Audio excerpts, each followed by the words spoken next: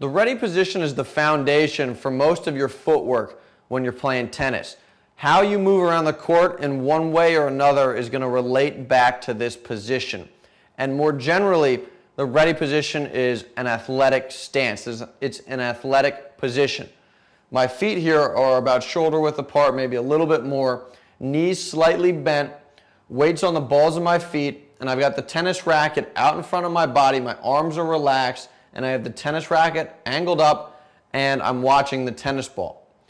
Now, more typically, what you're looking for is to be about a foot shorter than your normal height. That's an ideal athletic height, and it centers your weight, and it allows you to move explosively in any direction around the tennis court, which is what you're looking for. You need to be able to go left, right, forward, back.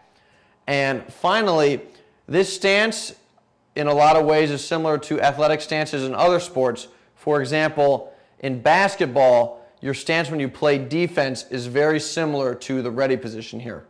Here's a great shot of Tommy Haas in his ready position. We'll start by looking at his feet. We're going to zoom in, and he's got the weight equally distributed on each foot. He's got the weight on the balls of his feet, so his heels are up. His knees are slightly bent. And now we'll move up to his upper body. His arms are out in front of his body, and he's got the racket head angled up, and he's holding the tennis racket handle with his right hand, but he's got his left hand on the throat. And you'll typically see that with players who have a one-handed backhand, like Tommy Haas here. If you have a two-handed backhand, you'll more likely have both hands on the handle, but again, it's not a huge concern as long, you can hold it like Haas if you have a two-handed backhand as long as you get both hands down on the handle when you go to hit a backhand. And let's pull it back out. And from this position, again, the ready position is going to allow him to move in any direction around the court as fast as possible. It will be just as easy for him to go to a forehand as it is to go to a backhand.